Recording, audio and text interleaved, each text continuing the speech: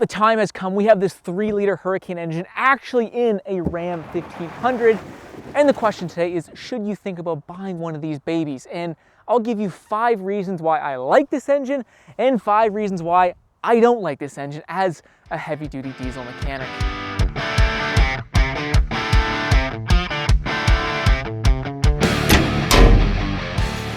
Welcome back, I'm Alex, and seemingly Ram has put all of their eggs in one basket with this 3-liter Hurricane engine, and I do hope it is a success. Earlier in the summer, I reviewed this engine in a Jeep Grand Cherokee, and I did promise once I got my hands on an actual Ram 1500 with this engine, we would talk once again. So today, I want to summarize 5 things that I like, 5 things that I don't like, as well as taking this thing for a drive and just generally telling you guys what I think about this thing. We're in a very nice looking, fully badged up Ram Rebel, and this thing is putting down 420 horsepower, 469 pound-feet of torque. And that's the first thing I like about this engine. There's no denying it.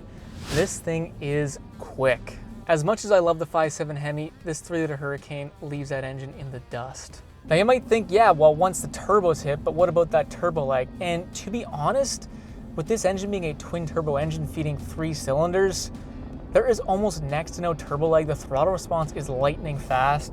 I mean, boom, and we're off. This thing is quick. Holy smokes. The second thing I really like about this 3-liter Hurricane is the fact that it's an inline 6 engine design, especially when compared to Ford's EcoBoost engines, which are V6 engine designs. And an inline 6 is perfectly balanced, meaning that from idle all the way up to redline, you're gonna get beautifully smooth power delivery. Inline 6 engines also usually have a very long stroke like this engine does, and that leads to a very nice torque advantage, which is perfect for a pickup truck application. The second thing with a low bore to stroke ratio is that there is less fuel detonation, meaning that this engine doesn't need to retard its timing as much, which should help this engine save some fuel under load. Lastly, with an inline 6, it's just a simpler engine setup. You have 1 cylinder head, you got 1 timing chain, 2 camshafts, 2 camshaft phasers, where a V6 like the EcoBoost, you have 2 cylinder heads, 4 camshafts, 4 camshaft phasers, 2 cylinder heads, 2 timing chains, and so on and so forth.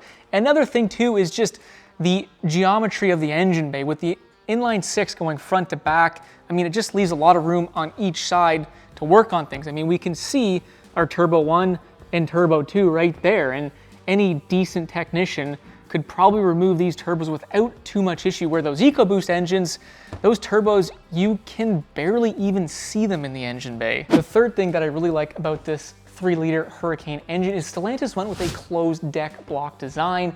And yes, it is a fully aluminum engine block, but again, looking across the competition, the 3.5-liter EcoBoost, it also utilizes an aluminum block, but it uses an open deck design, which is just a weaker design in general. A closed deck design like this 3-liter has just adds a lot of strength to the engine block, and there's a reason why Cummins, Detroit Diesel, the engines that I work on, they all run closed deck designs because it just is the stronger way to go. The fourth thing I like on paper at least, and we will be testing this out tomorrow, Stellantis says that this engine should be much more efficient while under load or towing than the current turbocharged engines in the segment. And they say this because of 2 factors. First of all, this engine is running extremely high fuel pressure, over 5,000 PSI of injection pressure, which for a gasoline engine is pretty much top notch. That's double the pressure of the current EcoBoost engines. And secondly, we kind of talked about this earlier, is the low bore to stroke ratio, and this also helps to reduce engine knocking, which is the key. And if you can reduce engine knocking, you can reduce retarding the engine timing, which should really help save fuel when this engine is under load.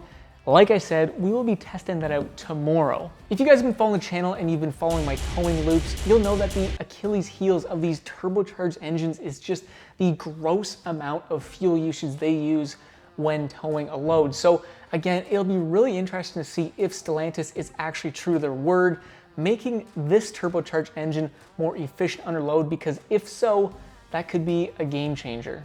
Our fuel economy is not good. And that leads me into the 5th benefit of this engine, and it is its towing ability. This engine, being an inline 6 with a twin turbocharged setup, will probably be a much better towing engine than the 5.7 liter Hemi.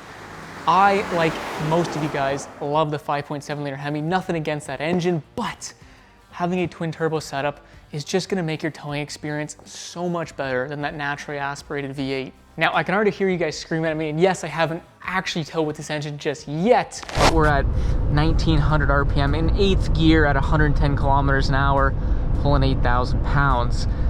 Pretty impressive out of a 3-liter engine. But it's simply the truth. An inline 6 twin turbocharged design is just gonna be a better towing engine than that 5.7 liter Hemi. We can use the 3.5 liter EcoBoost as a perfect example. Relatively small displacement, but it walks all over every engine in the segment when it comes to strictly towing performance. So those are the 5 things that I really like about this new 3-liter Hurricane engine, but we don't live in a fantasy world, and there are some real concerns that I have with this engine until proven otherwise. And the first one being is the complexity of this engine. There is a ton of hardware going on under the hood here that the 5.7 liter Hemi just simply didn't have to deal with. Perfect example right here, we have our turbo. The other one's back there. These turbos are water and oil cooled, meaning we have a coolant feed, coolant return, oil feed, oil return. These turbos are also using a electronic wastegate actuator, meaning that it'll have communication back to the ECM. So there's just a lot of fittings, wiring, and electronics that could potentially go wrong. So right there, that's probably your oil feed. There's probably your coolant return, and underneath the turbo, you'll probably have an oil return. Here's your wastegate electronic actuator. That goes to your wastegate on there. This is your actuator right here. You got wiring going to it. It's just complicated. And then, I mean, up top here, here's your high pressure fuel lines going into your injectors.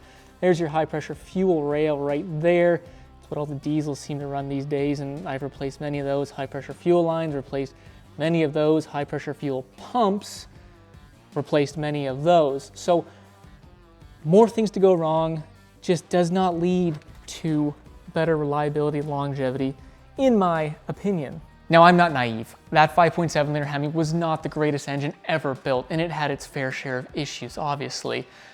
But going out on a limb, I would say that that 5.7 liter Hemi is probably gonna lead to better reliability and longevity than this 3-liter Hurricane, until I'm proven wrong, but simply on the fact that this engine is just much more complex. Complexity usually leads to less reliability.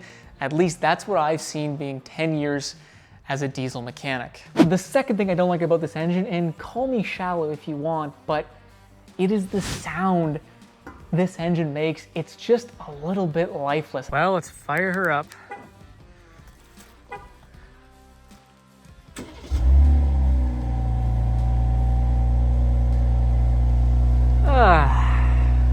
A little bit disappointing there, I'm not gonna lie.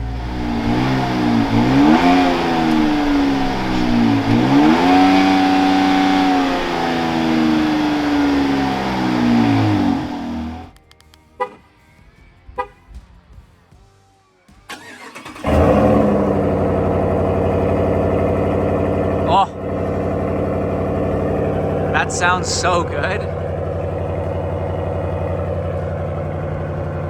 Definitely gonna miss that. I don't think the old inline 6 is gonna sound like that. The third thing I don't like, or what would concern me about this engine, is there's already some issues specifically involved with the thermostat. These thermostats seem to be failing between 10 and 30,000 miles, potentially overheating the engine, potentially setting a check engine light.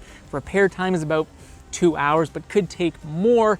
I guess the thermostats themselves, they're not your typical thermostat. They're a little bit unique, and I guess there's a plastic piece inside that seems to be warping and causing the failure, making this thermostat issue somewhat a common issue as of right now. From my understanding, there hasn't been anything officially said from Stellantis, so we'll have to wait and see what happens if they update the thermostat. I imagine they probably will, but until that happens, there are some issues already developing with this engine, which does concern me a little bit. The fourth thing I don't like about this engine is that Stellantis went with a twin turbocharged setup. Now, yes, a twin turbocharged setup, 2 smaller turbos feeding 3 cylinders each, adds a ton of performance, great throttle response, but we need to remind ourselves this is a Ram 1500 pickup truck. Ideally, we're not really looking for a performance-based vehicle in a pickup truck, and I would much rather have seen a single turbo inline 6 engine design. I think that would make things much more streamlined. A perfect example in this segment is GM's own 3-liter Duramax. It's an inline 6 engine with a single turbo. So we may lose a little bit of throttle response, we might gain a little bit of turbo lag, but the end result, in my opinion, would be less complexity. The engine bay with that 3-liter Duramax is wonderfully simple. And again, the less complex things are, the more simple they are, the more streamlined they are, it usually leads to better reliability. Exactly what we want out of a pickup truck engine. The fifth thing I don't like and would have loved to have seen Stellantis implement on this engine is offset connecting rods. The 2.7-liter EcoBoost uses them, the 2.7-liter TurboMax from GM uses them. All the diesel engines that I work on, Cummins, Detroit Diesel, DD15s, they all use offset connecting rods. The 6.7-liter Cummins uses offset connecting rods because they allow for greater torque generation of the engine. They put the connecting rod closer to 90 degrees at peak cylinder pressure, and it just allows for a better mechanical advantage of torque transfer to the crankshaft. The last thing, the bonus thing that I don't like about this engine, let me just check the oil here real quick. Where is, oh wait, that's right. There is no dipstick on this engine. This is one of the most discussed topics about this engine is the fact that it doesn't have a dipstick. Now, I completely understand Stellantis' reasoning behind it, I just don't agree with it. So I agree that 98% of people who own these engines are not gonna be checking their oil regularly, and they're more likely to have the engine fail because it runs out of oil. So Stellantis is saying that it's much more likely to save more engines by eliminating the dipstick and putting an oil life or an oil level monitor in there, which again, I agree with. Where I disagree with Stellantis is that they should have still put a $10 or $15 dipstick tube on these engines, and we wouldn't even have to have this discussion. So those are the 5 things I like and the 5 things I don't like about this new 3-liter Hurricane engine. If I'm gonna be completely honest with you guys, if you're not in a desperate need to get a new Ram 1500, I would wait a couple years, 1 or 2 years, just to see how these engines fare in the real world with some real drivers behind it, figure out if it's a dud or not. I think a win for this engine would be if it was as reliable as the 2.7-liter TurboMax from GM or the 2.7-liter EcoBoost from Ford. Both of those engines seem to be rather successful after years on the road. I think what would be a failure is looking at Toyota with their new 3.4-liter iForce engine, and well, them having to recall and replace about 100,000 engines. So I think this could go one of 2 ways. Ram has definitely put their big boy pants on and put all their eggs in one basket, and we'll have to see where this goes. I have high hopes for this engine. I like the design. I think if they built the engine the right way, it should do well. As always, let me know what you guys think, and we will be doing our normal testing with this truck. We'll do our fuel economy loop, potentially doing a towing loop, so look forward to that. I'm looking forward to it. If you did like the video, don't forget to leave that thumbs up. If you like cool stuff like this, don't forget to subscribe. We'd love to have you on board. Anyways, enough of me. We'll see you in the next frickin' video.